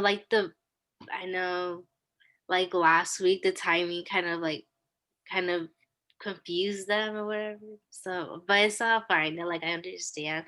But this week I had like a really nice plan, and yeah, one of my students didn't show up, so I was kind of bummed out. Yes, indeed. So you're tutoring 3 students, and the timing's been confusing. They're in a different time zone, and yet you found it meaningful, and one of them didn't show up, but basically it sounds like it's working for you. Yeah, so I'm really and I feel like I'm getting that that teacher mindset or something, where like if you make something really good, like a lesson plan, and like they don't show up, it's like, "Oh, I really wanted to show you this lesson, it was so good." But I think one thing I learned from it is like uh it'll still be worth it, like no matter like the timing. So Yeah. I'm hearing an enthusiasm and frustration from creating a lesson plan and then having them not show up, and you're feeling good about what you've done, but don't quite have a chance to do it. Timing continues to be kind of a challenge. So but at the end of the day, I was like, I'm really happy my student reached out to me saying, telling me that she wasn't able to make it. Um, yeah. Yeah. Um, I'm reflecting your eyes light up when you talk about your experience with tutoring and that even a student reaching out to apologize and connect with you is quite meaningful. Yeah. Yeah, I feel fully You feel heard? heard. Yes, I do. All right. Um, Savannah, are you available to listen? Yes, of course. Thank you. What's alive for me is how my granddaughter, who's 11 years old, broke her leg very, very badly. Yeah, so you have a granddaughter. She broke her leg really bad, and that's just kind of on your mind. It's on my mind, yes. And she has a cast that goes from way down below her toes all the way up to her hip. I mean, it's really heavy and hard to manage. And I went to visit her and I was all enthusiastic and brought, I knew what she wanted. And she didn't even seem to want to talk to me. Yeah, so your daughter or your granddaughter has a cast that's super heavy, super difficult, going from her hip to the end of her toes. And when you went to visit her, you had brought stuff that you knew she would like and were super enthusiastic and excited to see her. And she kind of was kind of quiet and just didn't really want to talk to you very much.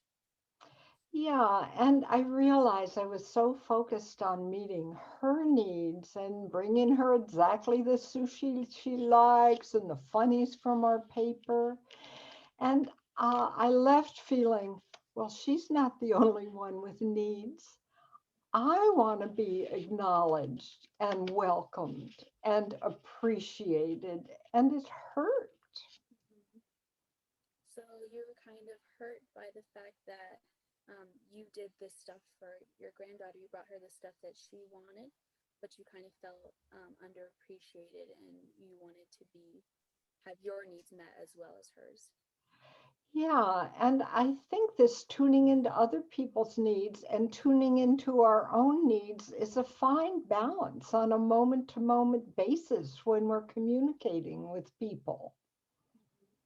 So it's just trying to find the balance between her needs and your needs and just people's needs in general. It's just a fine balance between those two. Oh, thank you so much. I feel heard. Yes, And of course. yeah, and thank you for joining us. We have about 5 minutes to reflect on our experience together, and I'd like to hear from each one of you. Maybe start with Savannah. How was it for facilitating? Yeah, I actually had a pointer. So I was actually really thankful for the break that we took because I quickly wrote down some stuff to write or to speak on and to add my little checklist. But I forgot to mention the timer. I said we'd be speaking for 3 minutes, but I didn't indicate how I would be saying when that time was up. So that was just one thing that I noticed. But overall, I think I covered most of it, hopefully. Yes. So yeah. Yeah. So this is the time to give Savannah feedback and to reflect on our whole hour and a half together, folks. I think we can do it all. Well, I'll start with Savannah. It was sort of a concise, brief intro, which I appreciate because we want to get as much time for the empathy circle itself. And even if there's some kind of stuff you want to share, it's nice to kind of share it within the empathy circle. If so, I appreciated that. And I just want to mention there is this sort of a checklist. And I think we need a little bit better one. It's good to have that printed out, and you can just almost just read it too. Is in terms that's for everyone. And yeah, I really appreciate everybody's kind of growing and learning, because this is a space to grow and learn. So glad you're all working on this. I have a question, Edwin. Is that last bit you put in? Yeah, the how-to basics of the empathy circle. Thank you. It's right there, everybody, in the chat. Any others for feedback? I think you did well, especially during the little time crunch we had. I think you did. Yeah. I see each one of us participating, and Savannah, you just joined us, taking off my jacket here. You joined us and were fully present and chimed right in. And thanks for not disrupting when you first came in. I thought it worked very well. I think we're going to be kicked off fairly soon, but any other comments about our experience today, folks? 3 minutes. Oh, it's 3 minutes. Good. We have a few minutes. 2.5.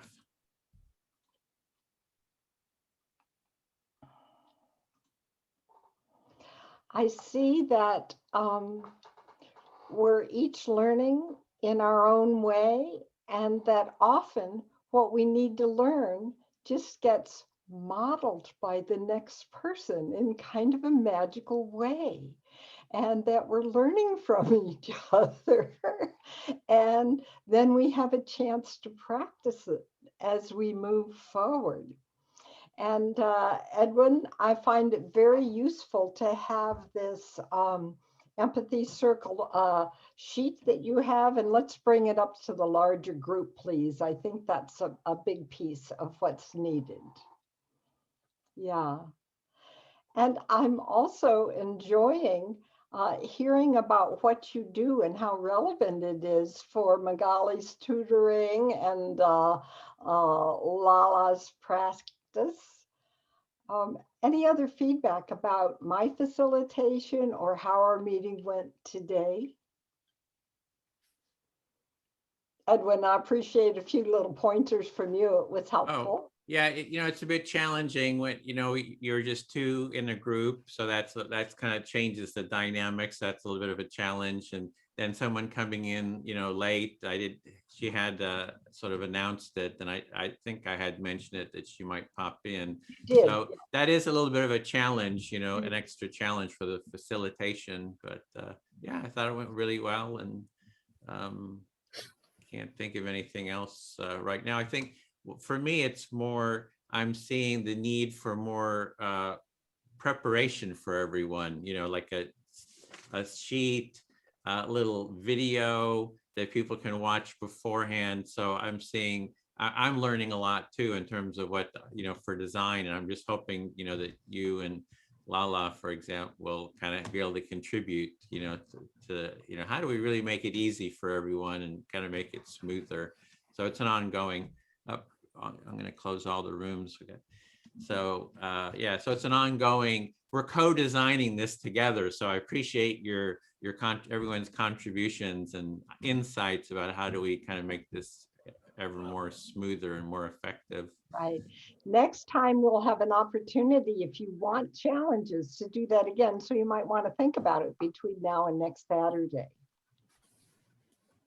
Yeah. I would like to recommend that we also ask people to practice the introduction, the first part of the facilitation in the buddy calls. I think it might be helpful to practice that and just say, hey, take 5 minutes of your buddy call for this week to practice your facilitator's speech, basically. I hope you can contribute that, Lala. Be helpful. I believe people will be coming back pretty soon, and we're the home group. And yeah, we have 1 second. Yeah, there they go. Oh, they're coming in all at once. Everybody's just doesn't want to leave their group. They're all waiting to be, brought back in. Yeah, that's how I feel. They're in love with their groups, don't want to leave. Oh, Yes. Learning. Wonderful group. we're all here. Our group came up with a And, name. We have a name. No, just kidding. I think we're all here because where else could we be at this Yeah. point? And here we are. So we're gonna do a little like 1 minute checkout for everyone. So yeah, let's talk about what that experience was like for you, your insights and all of the great fun things that you just experienced.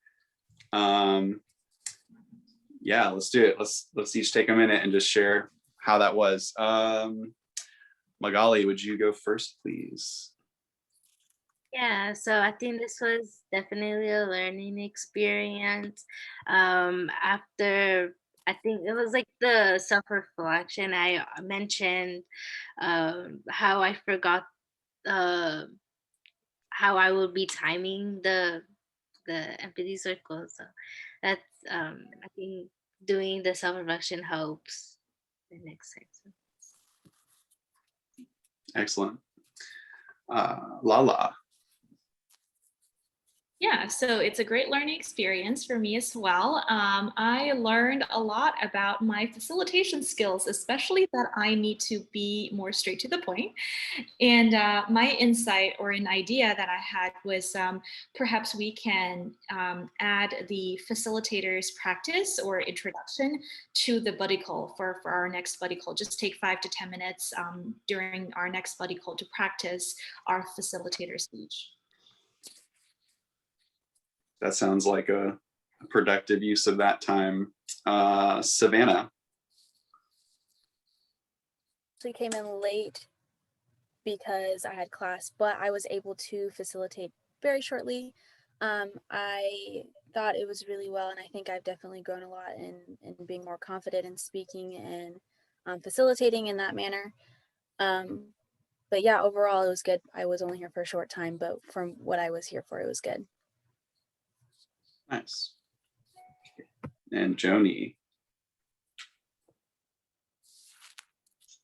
Yeah, I agree with, I think what Magali said about it's difficult for me to do the timer, and I felt like I was only doing it when Dominic was reminding me about the timer, which was really great. So that's something I want to practice. But yeah, another thing I realize I'm struggling with is just interrupting the circle in order to make it better for everyone. So if the speaker is either going a really long time or one of the passive listeners is being really distracting in the background, I need to kind of interfere if I'm the facilitator to make it better for everyone. Excellent. Okay, Shyla.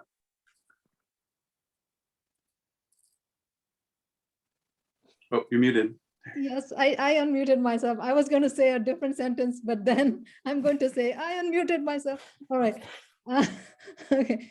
So we in our group wanted challenges from Lou, and Lou was excellent in giving us all sorts of challenges.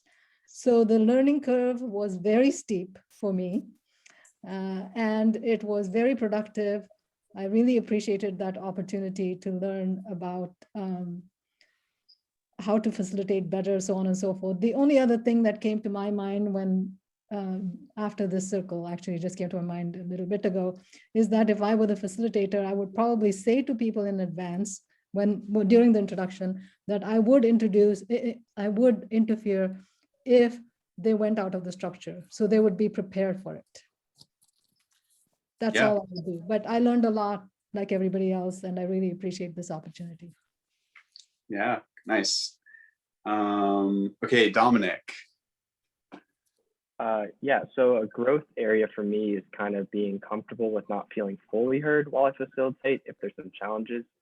And then I wanted to applaud Kelly's acting skills because it was hilarious the challenges he made. And I remember at one point I just started cracking up laughing when I was listening to him, and he didn't break character. He said like, what are you laughing at? And I just lost it. But also when when I shared something more like honest, even he broke character and was actually listened fully. So it's that like balance of listening when it mattered, and then pushing the envelope of challenges. So thank you, Kelly. That was fun. Nice. That's very gratifying praise. Thank you, Dominic. I appreciate it. Daniel. Yeah, so I was caught kind of unaware when the challenges came at me. It came unexpectedly, and I think that's, you just can't expect when the challenges will come, and that's something I'll have to try to roll with. And I won't, that's something that's going to happen, I assume, in the wild, as they mentioned it. So I'm looking forward to being exposed to more challenges, later, I guess. Nice. It's a good attitude. Mona. It was very nice because I'm usually takes a challenge and then I become in defenses mode. Like when I see the challenge, I just be there and correct it. But this time I just leave it for a while and try to be more carefully when dealing with a challenge, and that's went very well. So it was great. Awesome. Okay, Elisa. Hello. Today I really feel that Lou really when he gave us challenges or had corrected us on what we needed to do when we were practicing, he gave us ample time to really make sure that we really understood it about like what we should be doing, as well as like listening to our hesitancy of like, well, should we do this, or rather do we do this? I was thinking about doing this. Is this okay? And like he really took the time to listen to us about like about many different things that came up. So I really appreciated it. Nice. That's great to hear. Lou taught me my challenges. I've been there. Wayne. Yeah, great having the opportunity to introduce it a second time. I'd like to think I was much better the second time of doing the introduction of the Empathy Circle. The second thing was the challenges that Bill popped in there were excellent, and Bill even had a little bit of an attitude there going. So I taught him a new word, and that is he was being a bit of a plonker. So Bill's got a new word now. But no, it was really good, because in this environment it's easier to run the Empathy Circle, but that's when the challenges come in. So great having the opportunity to have those challenges. And thank you very much, Bill. You've obviously learned them being a teacher. Nice. Yeah. Elizabeth. Yeah, it's always really helpful when I get to see other people introduce the empathy circles, because I get to see what sticks out to them and keep in mind like, oh, I really liked how they emphasized this, and keep that in mind for the next time I do it. I get pretty nervous public speaking, even on Zoom. So sometimes I get stuck in my head and I forget all the things that I'm supposed to say, or I get focused on one thing. So it was really good to have that experience. And then also seeing other people respond to the challenges was really valuable too. Because then even though I didn't technically have to do it, I still got the experience of seeing it play out, and learning that way. Yeah, it's a good point. Thank you, Elizabeth. Monica. So I was initially nervous about the challenges, but afterwards I felt more confident. Bill did a really good job at posing challenges, and I feel I was able to handle them and continue the flow of the conversations. Great. Let me see who's did we have any, before we go to the facilitators, have I missed anyone? I think we're good, right? Okay. Susan, how'd it go? I appreciated my group. We're all at different levels of learning and we're learning from each other. And we didn't have as many challenges as in our group, but I wanted to be sure everybody had a chance to say if they wanted challenges and what kind of challenges they might want. So appreciating getting to know a couple new people too. Thank you. Great. Thank you. Bill. Sure. Well, I really had a good time. I learned a new word. I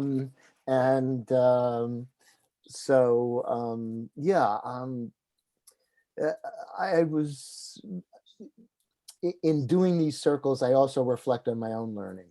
And so I'm really appreciative of everybody. And I notice strengths. One of the things as I'm doing this more, I'm knowing strengths in people, that maybe you don't see yourselves sometimes. And I really appreciate that. I'm really seeing a lot of strength, and that helps me. So I want to express my appreciation about that. Thank you. Awesome. Lou. Yeah, so I was with Shyla and Alyssa and B and had a great time practicing with them. It's always fun for me to do the challenges. I'm a pretty well-behaved guy, so it's fun acting out and acting unaware and stuff like that. It's very fun. And I wish we had a little more time to practice, just because it was very rich. We had a lot going on, and it would have been fun to have more time to play things out and also to just reflect on them, to discuss them. But yeah, I loved our time together, and more next week. Oh yeah, nice. Thanks, Lou. Timothy. Yeah, I just want everybody to remember that there's things that we like about what we do. We want to grow those, and things that we aren't quite happy with, that we want to evolve. But also, like Bill said, to acknowledge or listen to the feedback and what we hear back about our strengths, and really grow from there. In my group, I saw folks handle things beautifully. One pretty intense challenge, and that was unexpected, Daniels. And just like, it strengthened my own trust and my excitement, for each of you going forward. So I really meant what I said, and keep focusing on our strengths, what we enjoy, and where we want to evolve. Yeah, we're all growing. Thank you. Excellent. Yeah, very true. And Edwin, did you go? Yeah, sure. So what came up for me was sort of the mutuality and the so it's like the co-growth, the co-learning, the teaching, the development, the co-design. So we're mutually in this training that it's a mutual learning and growing for all of us. And so I learn a lot from everyone here. Also in terms of how to really, I had a lot of ideas about making it easier, and for the prep, having more of a checklist. We do have this checklist, but I can see that we can develop more of a checklist. The idea that Lala had, you can also try this out, with your empathy buddy, do a little. And so there's a lot of stuff that we can do to co-design to improve this training. Maybe make some videos, how-to videos that fit more into this training. And So there's a lot of different things that we can do, and looking forward to hearing everyone's suggestions for the co-design of the training. Yeah. Thanks. Yeah. Thanks, Edwin.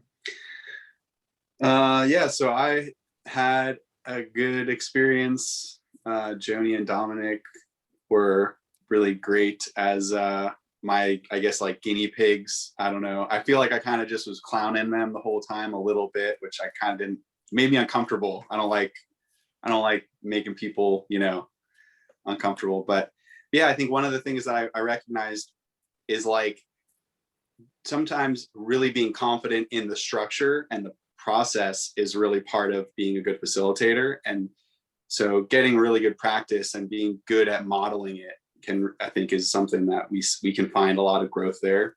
And yeah, I think that thing of having confidence in the structure and trying to always leave it in the structure, but having enough confidence so that so you just know when you have to, like, you need to do it, and it's like surgical, just like, yes, I need to do something right now, and then you do it and you have the confidence. So it's all about that confidence, and I think we were getting that in our group, so I'm really appreciative as well. And yeah, that's it for me. And now off to you, Bill.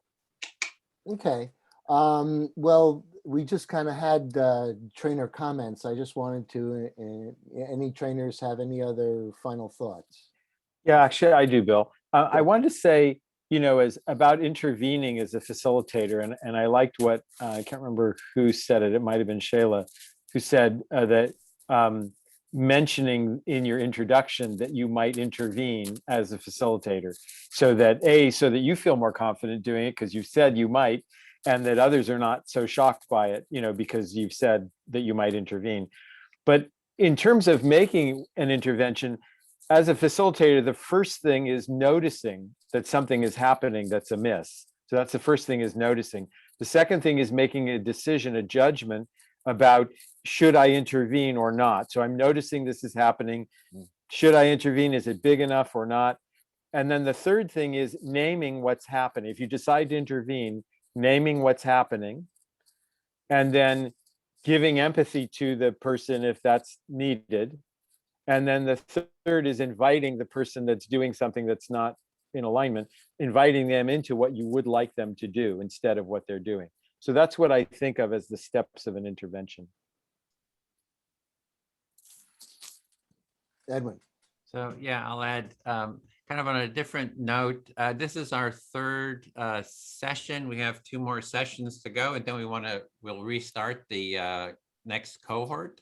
So it would be great if you could start thinking about if you're wanting to take the training again. So we hope you do take the training again and already sign up for that next cohort, so that you can now as a participant, you can take it again as a participant to learn more. You can also, if you feel ready, perhaps be a trainee and then be the trainee for a couple times to the point where you become a trainer.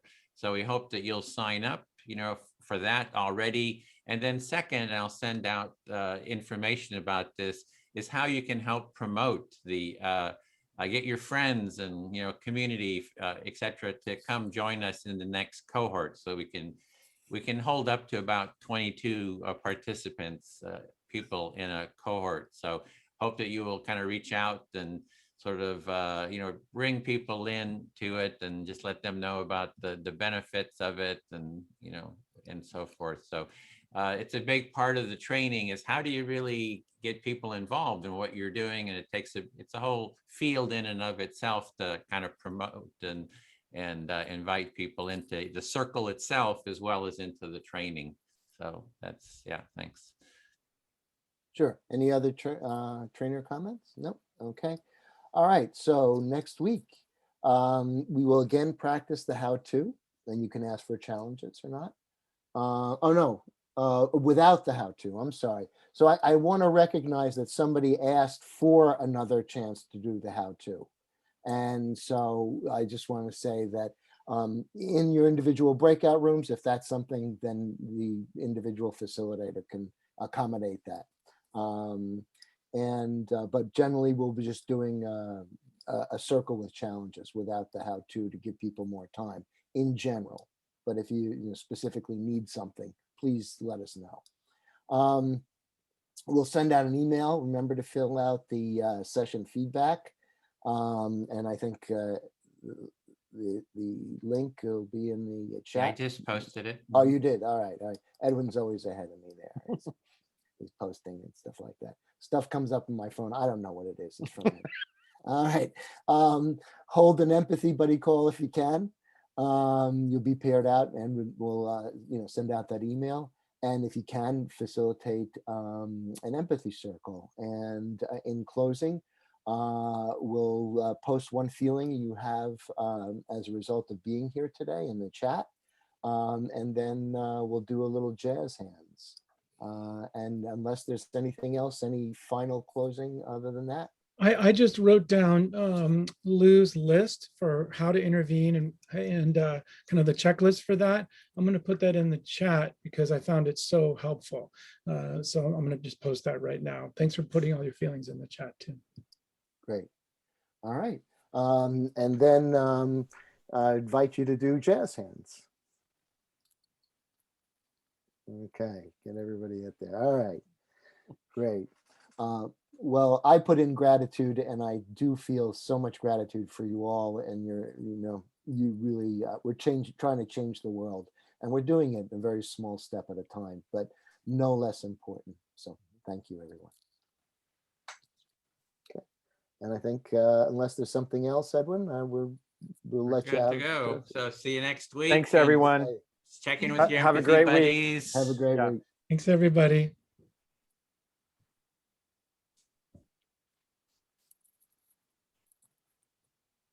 Okay.